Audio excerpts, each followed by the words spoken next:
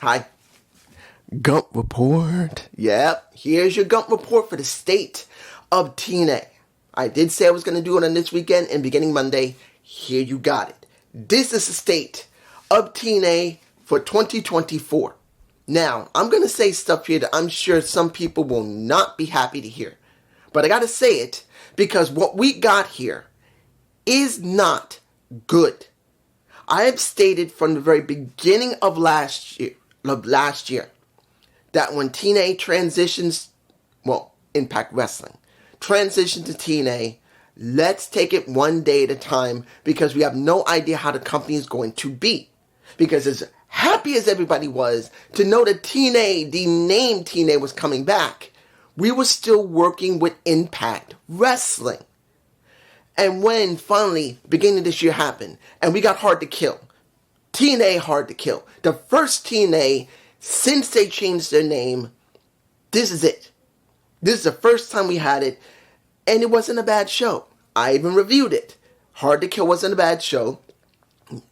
Trinity was on it, and I was happy to see it.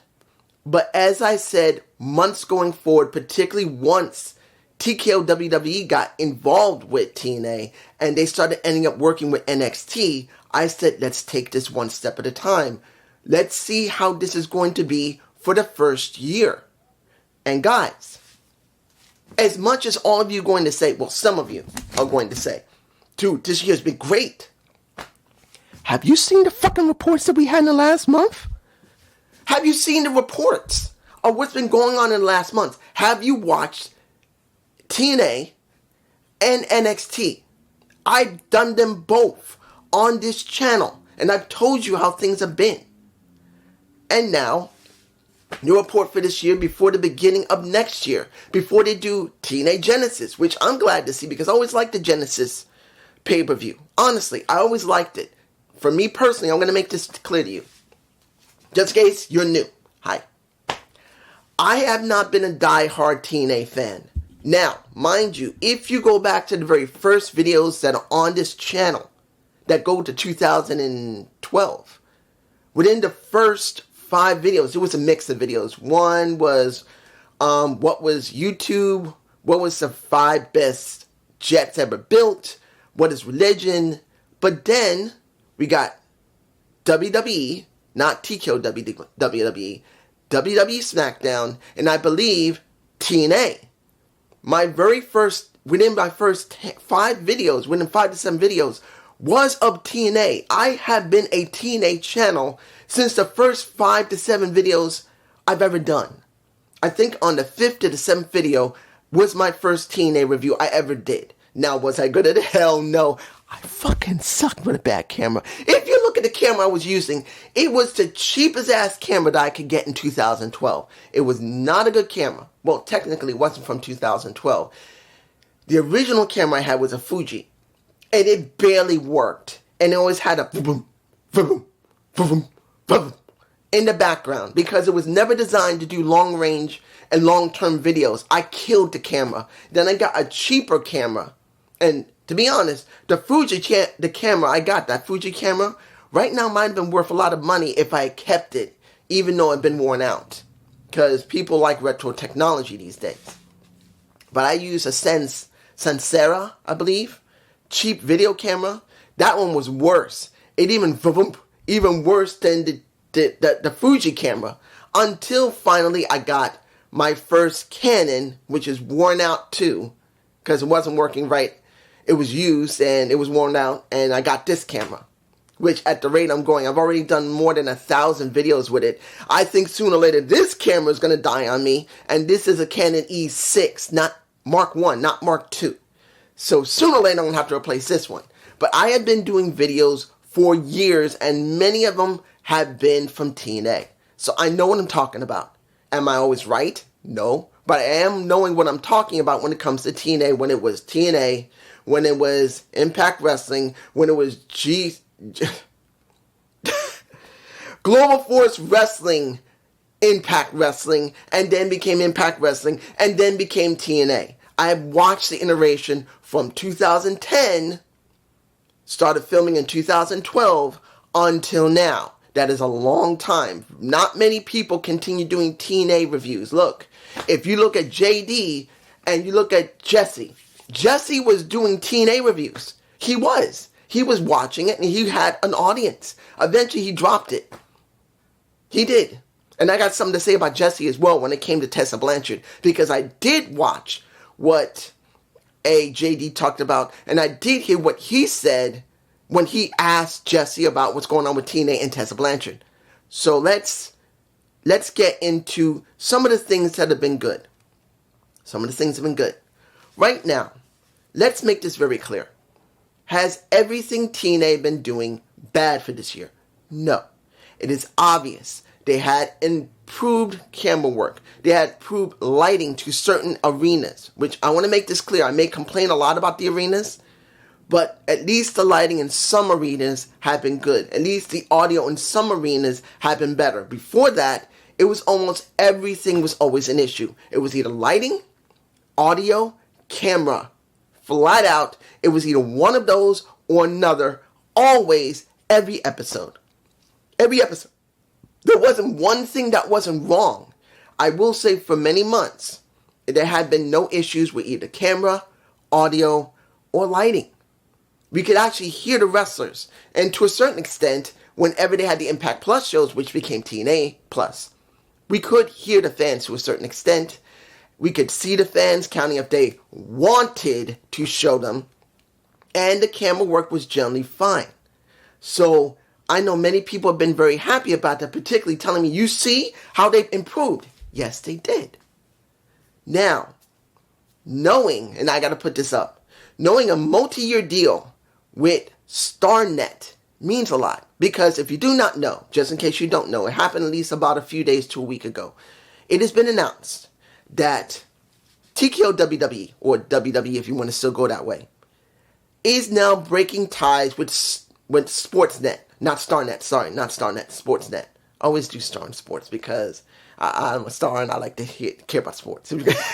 Just joking. But they have been working in Canada with Sportsnet for many years, but now they're dropping. They're not working with Sportsnet anymore, probably due to the fact they don't want to care about the venue, or about Sportsnet may not be big enough for them. Because, well, actually, I should take that back. It's mainly due to Netflix. Let's make it clear. They could still do it, I think. It's in a different country, but if Netflix is their primary, this is what you get. I'm just being honest. I still think they could have made some type of deal with Netflix when it came to everything else, maybe SmackDown, maybe NXT or something, maybe some of the shows, but it's either that Netflix said no, or they said, well, even if Netflix doesn't bother us, why are we still devoting something to Sportsnet? We're done. TNA has now taken over that. And now they're going to be doing it on Sportsnet 360, where not only TNA Impact is going to be shown, it's going to be TNA 60 Seconds, and also Explosion, and all the original TNA 2002, all the way going up until they stopped before they became Impact Wrestling. Of course, I'll show everything after that, but they're just showing the old school TNA.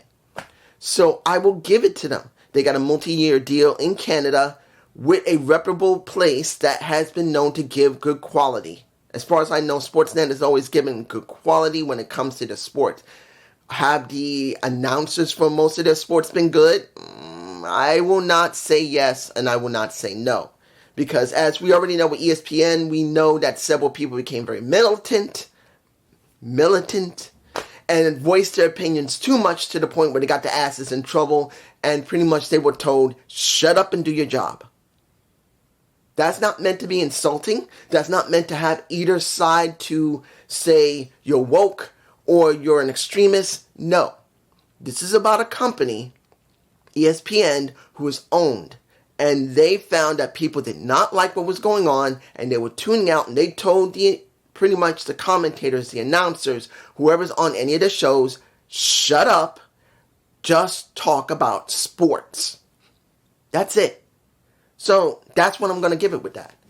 But TNA getting that deal is a good thing.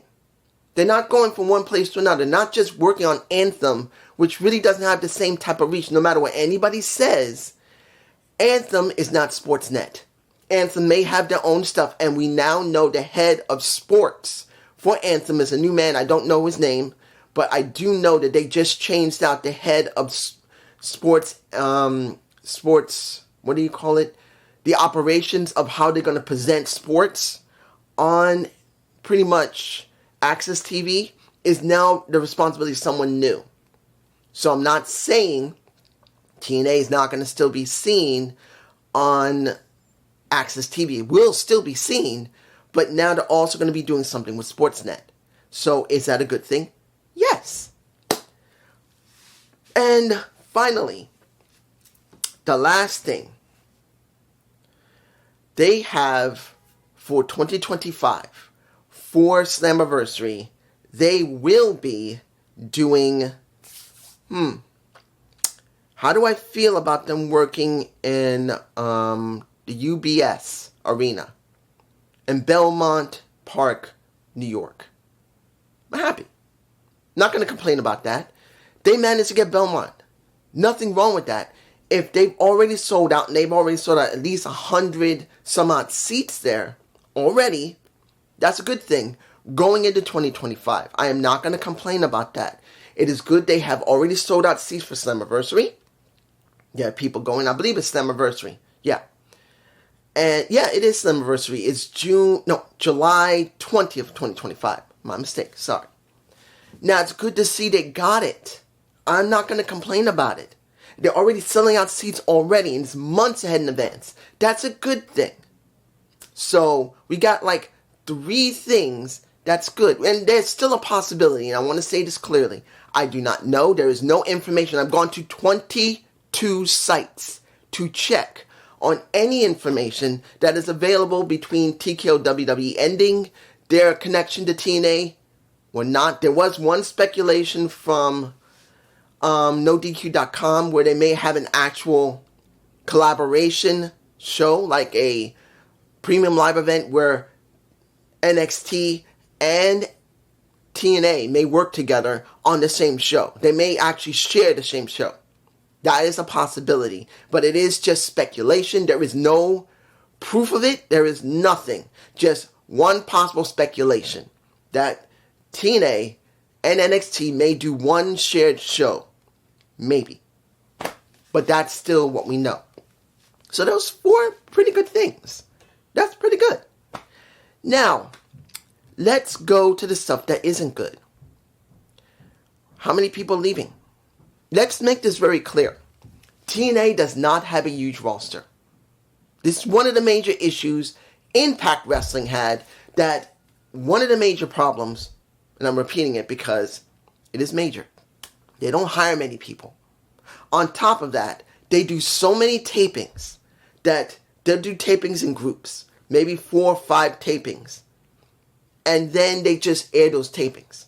Now, I know people will say, dude, they're going to be airing this coming year. That's one show so far.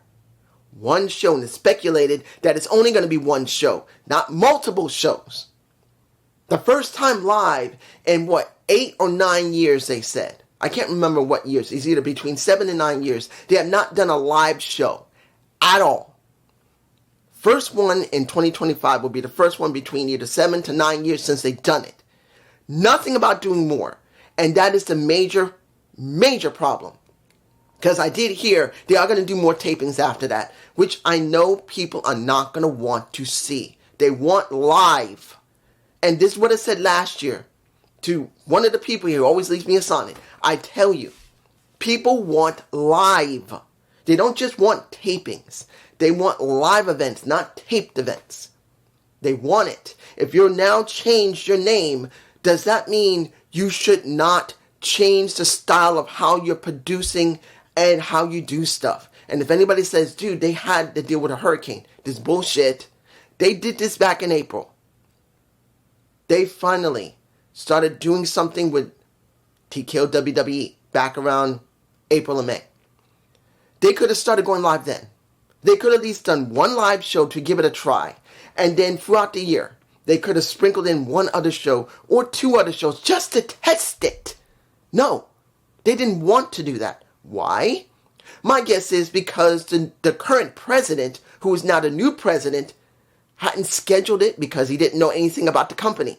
Remember, and I say this again, Scott D'Amore was the current president in the beginning of 2024. And for some reason, we already know that he and the CEO of Anthem did not agree. He wanted to increase the budget to TNA. Next to them, remember, they get a certain budget from Anthem, even though they have their own merchandise. They do get money from their own shows. They get it from the now the TNA Plus app, the Fightful app, and also from YouTube. They were getting money from all that, but that's still not enough. So he kept telling the owner of Anthem, we need a bigger budget. And what did the owner of Anthem probably told him? Go pound sand. And what did he do? He decided, okay, you're going to be like this. I'm going to buy TNA. I'm going to buy it. He went to a bank, got a good amount of money, which was a fair amount for the company, and he offered it. And what did the CEO do? He said, pound sand. And he left, and now he's working Maple Leaf Pro, which he owned, which he's going to produce. Is he going to succeed? I don't know. Hopefully it will. We will eventually find out. But Scott D'Amore was the one who scheduled anything and everything. Scott D'Amore was the one who got the arrangement done with WWE.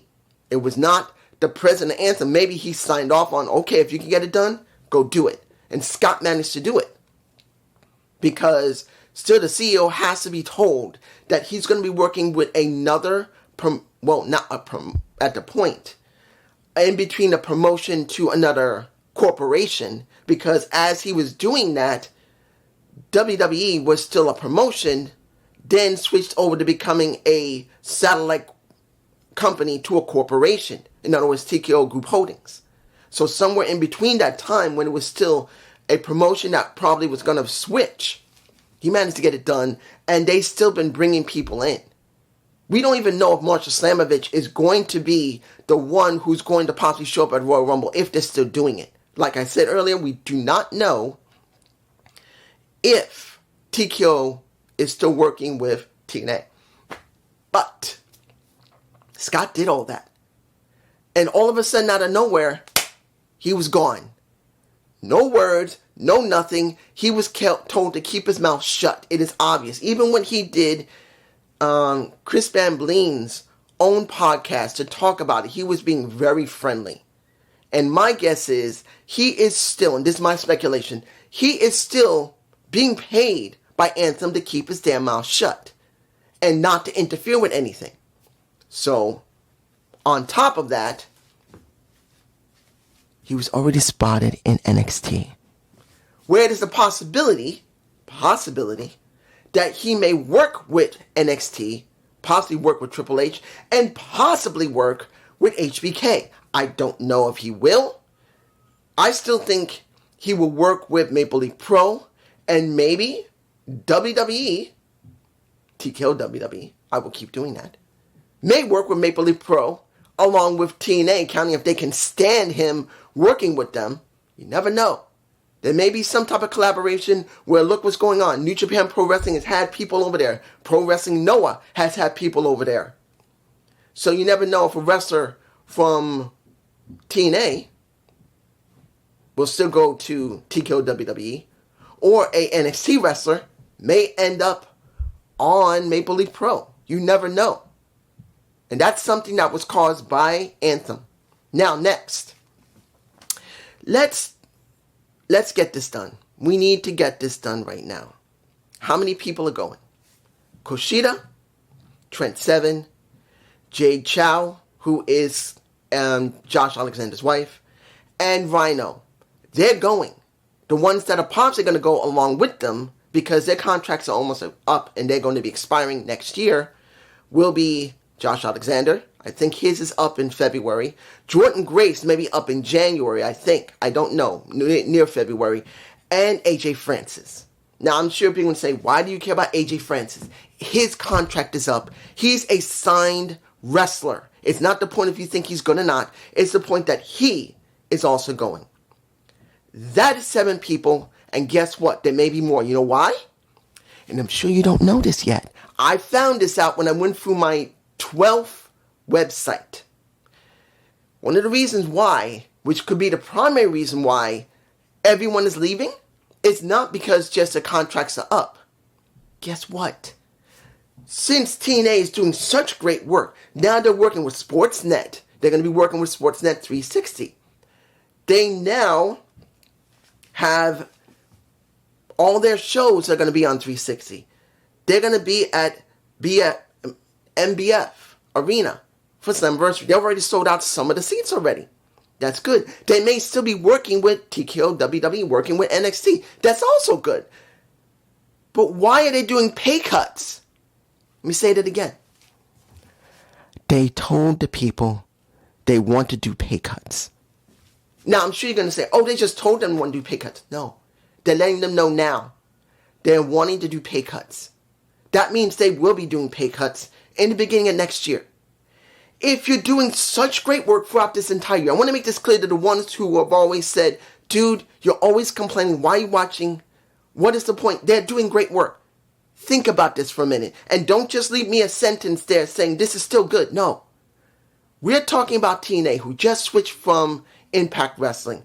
They've been working with NXT. They've been selling out arenas now.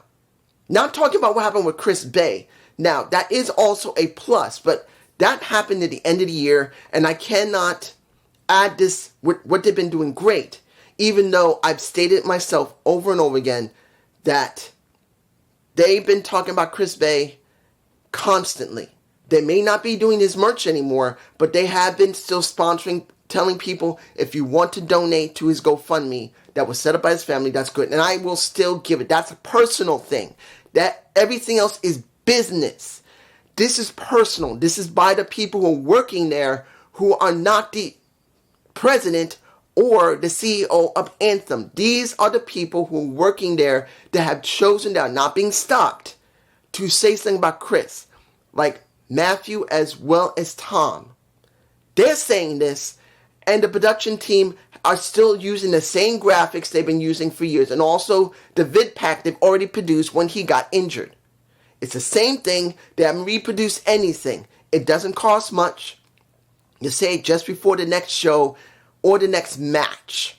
It doesn't cost anything. This is personal, not business. So I cannot add that in there. But let's make this very clear. Very clear indeed. If you've been making all this money, why are you telling your wrestlers you're going to do a damn pay cut? Why? If you want, I'll leave a connection where it was already talked about. I'll actually leave the connection that I found that talked about why possibly Rhino was leaving, possibly Jordan Grace is leaving, possibly Josh Alexander's leaving. I'm sure it is a major reason. Next to maybe Jordan Grace easily want to go to WWE. Josh Alexander want to go to Maple Leaf Pro. But when it comes to Rhino, my guess is you're giving me a pay cut? Bye. Josh, you're giving me a pay cut? Bye. Jordan, well, WWE wants me. And now you're telling me I got to do a pay cut on top of what's going on with Tessa Blanchard, who I'll talk about in a minute. Bye. Because all their contracts are ending. But why would they need a pay cut? Why would the president of TNA want to pay cut his wrestlers when it is obvious they're bringing in more money? They've been doing better in the venues. They now have Sportsnet by themselves that WWE is not dealing with anymore because of easily, it's got to be because of Netflix. Maybe they think Netflix is way more profitable than Sportsnet, so they leave it. Or Netflix may have told them, like I said in the beginning of this video, you're only going to show your stuff on us. That's it. That could have been it. Either one of them. But still, you need wrestlers on your show. You're now doing Sportsnet. You need to bring people in. You need to go live. Why? On the bluest of blue fuck are you telling your wrestlers who have been there, who have been busting their ass for years, who already are not getting paid much anyway? Remember, this is what you don't guys want to hear. Impact Wrestling didn't have a big budget. They were looking like shit back in 2017 when Scott took it over. He literally had to claw them back to reach the point where they can become TNA. Whether you like it or not, whether I liked it or not, because I've been reviewing from 2017 when they took over till now. A lot of the work they did was shit. Next to having bad old equipment and people who didn't act like they knew what they were doing with the equipment they did have, along with the sound, along with the lights. Tell me, I'm not wrong. I've been complaining for years about this. Sometimes they have banger shows. I had banger pay-per-views along banger Impact Plus shows. But guess what? I had to stop it. I did not want to get cut off. But guess what? What the blue fuck are you doing? Why are you telling them they need to do a pay cut when you're about to be on a new network and you're about to go to an arena that you would have never been able to go to 8 years ago? Why? That's another one. Now, let's get to the meat and potatoes of this entire video. Tessa Blanchard. Now, there's been maybe a few people who are happy that Tessa's coming back. But here's the problem. And I do agree with JD in one respect. We have known for many years that something happened, not only what happened with Impact Wrestling in 2020, because we know what happened. She refused to work. She was supposed to come in and work during the pandemic. She said, no, bro, I'm not doing it. And she was ordered to return the title and she was fired. She refused to come even though they were doing protocols and everybody else was doing it. She stayed in Mexico and she said, no, I'm good. Stayed with Draga, her husband. Eventually, Draga no longer worked with Impact Wrestling, left. Went to AAA, and so did Tessa Blanchard. Both of them went there. We know this. But then, situation with her again, Draga and her divorced. That did happen. But she was still on AAA's roster. She was still getting paid. But it seemed that there was some type of major issue. Something was still going on. Now, I'm not saying that wrestlers won't have a problem if they were married, but there are wrestlers who learn, this is work, this is us. We don't have to be together after we do a bit in the ring or any storylines. We can just go our separate ways. There have been more than a few people that did that. Look at what happened with Miss Elizabeth and look what happened with Macho Man Randy Savage. They were no longer together by the time they became super popular. It can be done. Is it not? Is it easy? No. But counting on what type of stories had in AAA, I'm sure in many cases they weren't even together. But there was an issue. And what did Conan do? He fired her. Gone. Then, what did we get? We started getting women coming out saying that Tessa is racist. Tessa is rude. Tessa is disrespectful. Tessa was bad-mouthing people. And it wasn't just the women in AAA. There was some in TNA. And there was some in WWE collaborate, including Chelsea Green. Laura Van Ness, the old one. Chelsea Green, who has been known to not badmouth or bad talk anyone, ever. She came out and said Tessa Blanchard is rude, disrespectful, and can be prejudiced. Women from AAA said it. Women from TNA said it. Women, possibly I think even from CMLL, said it. And she refused to accept responsibility for that. Where many women just said it out of nowhere who would normally not say anything. Why would women that have been known through the industry not to talk about other women? Don't. Just came out of nowhere and just said something. They worked with her. Even Jordan Grace, who did not want to work with her when, guess what? When Final Resolution appeared. It was already reported that Jordan Grace did not want to work with her. And I know one person said, there's a difference between wanting to work with someone and doing business. Well, guess what? Everyone is saying the same thing. She was rude and never apologized. And JD, and I agree with him, if she did do something bad, she should have apologized. Even if it sounded like a half-ass apology, at least there would have been one out there to make things easier. No. She went to Women of Wrestling when they were beginning to start up again. AJ Lee was supposed to be there. April. The entire thing fell out. She was the first one signed. And then all of a sudden, not saying that it's her fault, because we don't know what caused the collapse of the renewing of women of wrestling. We don't know. But I'm not saying that people didn't speculate that Tessa Blanchard being there didn't help a lot. And then something else must have went on, because I think it was about budget. Because the budget the last time was too swollen up and made the people who ran Women of Wrestling for the network, they didn't like it, and they just said, no, it's not worth it because it's too expensive. That might have been the major issue, but a lot of people were not fond of knowing that Tessa was there. Now, here's where we are today. And this was set up 3 days ago. It was 3 days ago, the report about that I saw myself. We know that, and just in case you don't know, we know when she was brought back at Final Resolution, that's when she was brought back. A lot of people speculated that some of the people in the back were not happy. But what we didn't know is that they didn't know that she even was there. It seemed that an executive at Anthem decided not Tommy, think about it.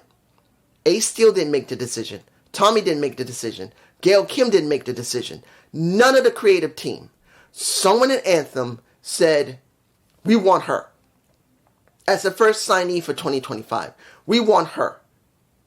And I'm sure maybe the creative team probably said, a lot of the roster is not going to be too fond of this. Because there is an issue with her. She has baggage.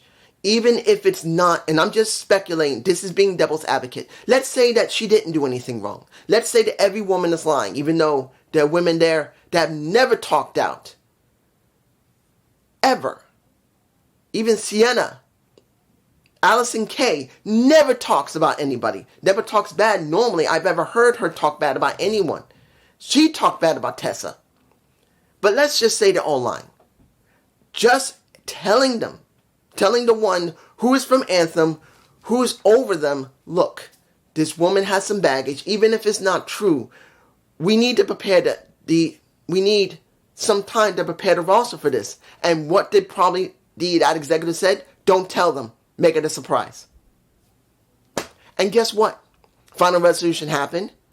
They probably knew just when the show was starting, at least when it came to Jordan Grace. First person to probably find out because she was approached. And she was the one that said, I don't want to work with Tessa. The rest of the roster didn't know. So guess what? They're upset. They got mixed emotions, and I don't blame them. They were told nothing. And on top of that, they've already been told before that, hey, you're doing great work, but we want a pay cut. How do you think the roster is going to feel now with Tessa Blanchard, who probably has been paid more than them? She's not getting a pay cut. Whatever she's got, it's probably going to be more than what they got when the pay cuts start coming down for those who are staying. Think about all the knockouts. How do you think they feel right now, knowing before Tessa even showed up, hey, we want a pay cut. But they know they've been busting their ass working in these new arenas. The arenas they've been going in have been bigger than what they normally do. They've been getting a lot of publicity working with TKO, WWE, working at NXT. They've been doing great work. But guess what? They're not only going to get a pay cut, Tessa's coming back, and oh, guess what? We're not going to tell you until she shows up. How do you think the roster feels now? There are more than a few people after the beginning of January where their contracts are going to begin to expire. And it's already been reported that there are possibly more talent that's going to leave. Leave, guys. Not stay. Leave. So what do we have here in the state of TNA 2024? A lot of problems. Some that may not be rectifiable. Guys, they may have done good work working with NXT, taking out TKO. They may have done some work with NXT, which given them more publicity than they normally would. They're now working with Sportsnet in the beginning of next year. Somewhere around next year, their content will be on Sportsnet other than Anthem, which is good. They will be going to UBS Arena and Belmont Park, which is good because I believe it's a pretty big arena. Wonderful. Production has been a bit better. Lighting has been better. Sound has been better. Camera work has been better. Are the storylines great? No, but they're not bad either. They're just average. So all of this and personal is when it came to Chris Bay. This is not when it comes to business. Just knowing that the people there show love for Chris Bay, who broke his neck, had to get surgery, immediate surgery, because he probably was really messed up. Showing that they still was willing at first to sell his bump buddy, Ben buddy, for a while, and then they keep promoting his GoFundMe. That is not something that Anthem is ordering. This is something personal by the production team, creative team, and probably the wrestlers are saying, keep sponsoring Chris's stuff. He needs the help because we love him. He's a part of us. Whether he's working with us right now or he's injured, he's one of us. So personally, I love them for that. When it comes to business, they've done good stuff. But what are we getting? They're doing a damn pay cut, which has now made many wrestlers say, you know, I'm good. I'm done. I'm not staying. And speculation on other wrestlers, particularly Josh Alexander, who probably wants to leave and go to Maple Leaf Pro. And since his wife is leaving, that's another reason. Maybe when it comes to Jade Chow, she's going to go to Maple Leaf Pro and work there. I don't think she'll go to AEW. She may go to Maple Leaf Pro. But you never know. Maybe Josh will go to AEW if it's not Maple Leaf Pro. Then you got Rhino, who would always be willing to work there, but now with a pay cut, he probably said, I'm out. And then AJ Francis, who I've always had some level of complaints like when he does his Tennessee Whiskey move, but he's not a bad big man. And right now, he has proven to a certain extent that he's better than what they said in WWE, where they were fucking with him when he tried to do Tennessee Whiskey, flip over the top turn rope, and looked like he almost broke his neck doing it. And they fucked with him not for 1 month, not 2 months, not 3, not 4, 5 straight months before they finally fired his ass. He deserved better, and he's gotten it. But he looks like he may leave. And then, Tessa Blanchard. Tessa being brought in not by the people in creative or production, or even possibly the president, but someone else in Anthem made the request. Unless it is the president. Unless the president said, I want her there, and if everyone's not too happy about it, make her a surprise. If the president of Anthem did it, that was the most stupidest move he could have done. If it was someone else outside of TNA that was an Anthem itself, that was wrong too. Because they should have been told. The roster should have been told. And worse yet, taking away from the roster not being told, taking away from Jordan Grace, not wanting to work with her at all, but knowing that she may leave, and she may either go to AEW, which probably she won't. She's already been working with WWE for so long. I know they're going to send her over there, and she'll probably be on the main roster. They will not put her on NXT. There's no reason to, I don't think. Because she's already been exposed to NXT enough, she already knows what to do. So she'll probably be on the main roster of Raw SmackDown, possibly next year. But Tessa herself, after multiple women who normally don't speak on anybody, said Tessa has been rude, disrespectful, acted prejudiced, and to a certain extent, racist. And the key was, she never apologized. Never. She said she's been on a long road, and she's going to make something better of herself. No. Even if it was a half-assed apology, she should have said something years ago. And that's one of the major reasons why people don't trust her or want to work with her. And I know people say, well, you got to do business. No, you don't. In one article, when they're talking about her leaving CMML, remember, if you don't know, Tessa was a tag team champion in CMML. They're saying that she has a chance to reignite her career or resurrect her career. If she was doing so well, she said, why is she working in CMML as a tag champ? She could have just stayed there as a tag champ. She was getting paid by CMML. There was no problem working with CMML. Hell, they probably would have made her their champion if she proved herself. You know what she did? Dropped the title, and now she's working in TNA. As quick as she found out she was in, the quick that she went over the Final Resolution, and now probably have already dropped the tag titles already and is done. And even if she doesn't have a problem in CMLL, she's going to have a problem with the fans, and she's going to still have a problem with the wrestlers. And an article did talk about it with Matt Hardy, talking simply, she has worked hard, she's gone through a lot, but everyone deserves a second chance. Well, she already had her chance. She had her chance in AAA. And her marriage broke up, and she was ejected, even if it was because Conan cares more about Daga. She already had that shot there, because she was fired from Impact Wrestling. She went to AAA, because she wasn't working for Impact Wrestling. She went to AAA. She got fired there. Then she tried to get hired on Women of Wrestling. Wow.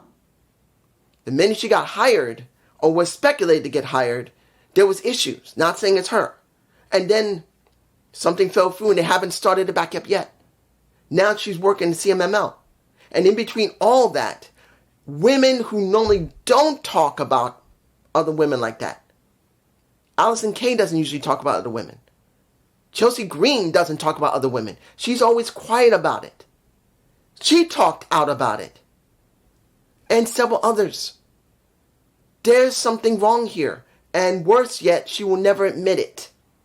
Even if you need to lie to try and reignite your wrestling career, by you saying, well, my wrestling career is alright, I'm going to keep going on the road, I'm going to show them great. Well, if you work in CMML as a tag champ, you should have stayed there. Work your way up to become champion, and then see if TNA would take you after that, showing that you've proven yourself, not just as a team player, but as a champion. Didn't happen. So, I want to make this clear though. Right now, it sounds like, dude, you don't want her there. You just totally biased. No. As I said to one person in comments in one of my videos, we need to watch and see how things go. Because like it's always been stated, I heard that someone had 12 chances to fix their life. Not 1, 2, or 5 chances. I heard one wrestler a long time ago had 12 shots to try and straighten out their life. 12. I don't know if that's true. It could have been 10, but I heard 12. Any wrestler can try and fix their life. Any. And I'm not against Tessa for doing it. But let's make this really clear. She's going to be watched. And even though in the article, another article talked about her saying, I'm an open book. Come to me in the roster. Anyone on the roster, you want to fix some unresolved issues, come talk to me. If that is true, fine. But guess what? You still got a stink on you because you never apologized in the first damn place. And JD was right. If so many women, particularly some that never talk out of line to any woman, that's never been reported to talk out of line to any woman, says they've experienced this and it's wrong how she's acting, and she should say sorry, this is going to hang over her no matter where she goes. And she's going to be heavy scrutinized in TNA by everyone in the roster. And if we hear that she's out of line in TNA, but since she signed to TNA, unless she does something super stupid, like if she became champion again, Knockouts champ, and refuses to work and gets fired again, that just proves everybody right. And she should have been more mindful to just do a simple apology, which she wouldn't have so much trouble on her ass. I'm hoping, this is me, I'm hoping that if creative has been given the green light to book her correctly, this could solve a lot of the problems. I'm saying it right now. The best way to book Tessa, humble. Humble. But not as a humble woman, but a humble wrestler. And I know you're going to say, well, they're never going to make her like that. She's arrogant. I know. I'm not saying that she's not going to stop being arrogant. What I'm saying is that as you book her, she's got to go through people first before she gets to the main title with Marsha. If she only has 2 or 3 matches and then meets Marsha and wins, they fucked up. Because I'm not going to believe that they didn't just give it to her because that's what she wanted. Because when Scott was there and she was forced to drop TNA Impact World Championship, because it was the men's championship. She wanted to prove to them, well, guess what? You let me back in there, I want the fucking title, bitch. If that happens, within 3 months of her being on TNA's show, doesn't matter, it's a pay-per-view, or Impact Plus show, or TNA Plus, or Impact. If she gets the title within 3 months, they fucked up. Done. I will not give a fuck, because that was too soon, and she was not built to be done correctly. Next to them making people have to pay a cut, and still probably doing major tapings instead of going live, and that's just me. Hope you like it. Leave a comment. If you don't subscribe, I never say subscribe. Subscription really doesn't give me much, but leave a comment, leave a like. They care about likes. Peace.